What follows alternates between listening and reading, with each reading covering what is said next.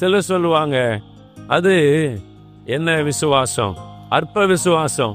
நான் ஒரு அற்ப விசுவாசியா இருக்கிறேன். இயேசு சிலரை சொன்னார், அற்ப விசுவாசியே நீ, அற்ப விசுவாசியா இருக்கிறேன், என்கிட்ட விசுவாசம் பெருசா ஒண்ணு இல்லை, பெரிய விசுவாசம் எல்லாம் இல்லைன்னு சொல்லி.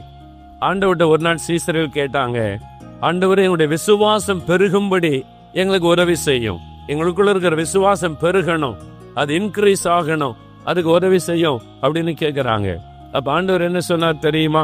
வேத புஸ்தகத்துல லூக்கா 17:5 இயேசு சொல்லுகிறார், கடுகு விதை அளவு விசுவாசம் இருந்தா போறோம், இந்த மலையை பார்த்து பெயர்ந்து சமுத்திரத்துல தள்ளுண்டு போ அப்படின்னு சொல்லி அப்படியே நடக்கும்னு நீ இருதயத்துல விசுவாசித்தா போறோம், அப்படி நடக்கும். அதனால மலை அளவு விசுவாசம் தேவையில்லை, கடுகு அளவு விசுவாசம். கடுகு எவ்வளவு சைஸ் இருக்கும்? கடுகு எல்லாம் பார்த்துருக்கீங்களா? கடுகு பார்க்காத ஆள் கை வைத்துங்க.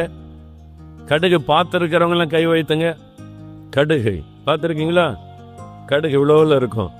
இந்த கடுகு, இந்த மஸ்டர்ட் சீட் அப்படின்னு நம்ம நாட்டில் பயன்படுத்துகிற கடுகு இருக்குல்ல, அந்த மாதிரி இஸ்ரவேல் தேசத்துல இயேசு சொன்ன கடுகு, நாங்க போயிருந்த போது $1 ஒரு டப்பா நிறைய கொடுத்தாங்க கடுகு. அந்த கடுகு, அங்கு உள்ள மஸ்டர்ட் சீடு பார்த்தா நம்ம ஊரு கடுகை விட ரொம்ப பொடிசு. நம்ம ஊரு கடுகை நொறுக்கி அதை 100 பங்காக்குனா எவ்வளவு சைஸ் இருக்கும்? அவ்வளவு பொடிதானது கடுகு. அந்த இஸ்ரேல் தேசத்தில் உள்ள அந்த மஸ்டர்ட் சீட் கடுகு என்பது நம்ம ஊரு கடுகு மாதிரி உள்ளதல்ல, அதை விட 100 மடங்கு சின்னது, ரொம்ப பொடிசா இருக்கும். கையில தட்டி பார்த்தீங்கன்னா அப்படி மூச்சு விட்டா பறந்து போயிடும். இயேசு சொல்றாரு, அவ்வளோல விசுவாசம் இருந்தா போதும், நீங்க அற்புதத்தை பெற்றுக்கொள்ளலாம். அல்லேலூயா. உங்களுடைய வியாதி சுகமாக, உங்களுடைய தேவைகள் சந்திக்கப்பட, உங்களுடைய பிரச்சனைகள் மாற, உங்களுடைய கடன் பிரச்சனை நீங்க, எவ்வளவு பெரிய போராட்டமானாலும் அதுல ஒரு அற்புதம் பெறுவதற்கு உங்களுக்குள் இருக்கிற அந்த கடுகு விதையளவு சின்ன விசுவாசம் போதும், அதை வைத்து அற்புதங்களை பெற்றுக்கொள்ள முடியும்.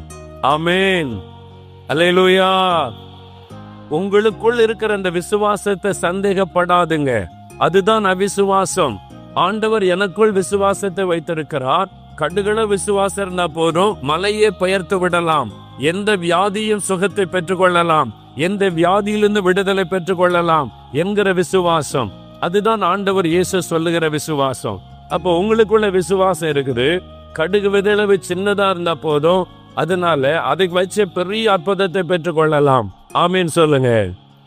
நான் வியாதி படுக்கையில படுத்து சாக கிடந்தேன், டாக்டர்ஸ் கை விட்டுட்டாங்க. நாங்க இந்து குடும்பம், எங்களுக்கு நான் பைபிள் தெரியாது, கூட்டத்துக்கு போனதில்லை, இப்படி பிரசங்கெல்லாம் கேட்டது கிடையாது.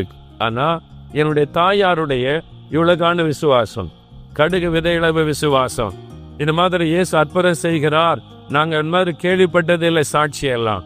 என்னுடைய தாயார் ஸ்கூல்ல படிக்கும் போது யாரோ ஒரு கிறிஸ்தவ டீச்சர் சொல்லி இருக்கிறாங்க, அவங்க சின்ன பிள்ளையா ஸ்கூல்ல படிக்கும் போது 4ஆவதோ 5ஆவதோ படிக்கும் போது ஒரு கிறிஸ்தவ டீச்சர் சொல்லி இருக்கிறாங்க, எந்த ஆபத்திலையும் இயேசுவை நோக்கி கூப்பிட்டா அற்புதம் செய்வார்.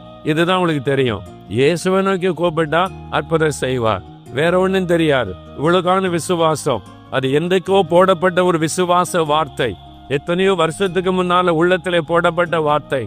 அந்த கிறிஸ்தவ சகோதரன் என்னை பார்க்க வந்த போது, என் மகனுக்காக நீ ஜெபம் பண்ணு அப்படின்னு கேட்க காரணம் இவ்வளோண்டு ஒரு விசுவாசம்.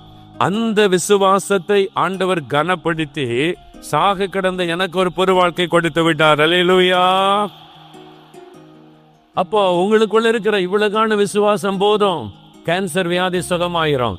இவ்வளவுக்கான விசுவாசம் போதும், உங்களுடைய கணவர் ரட்சிக்கப்பட்டு விடுவார், உங்களுடைய வீட்டுல இருக்கிற கடன் பிரச்சனை மாறிடும், நீங்க அற்புதத்தை பெற்றுக்கொள்ள முடியும்.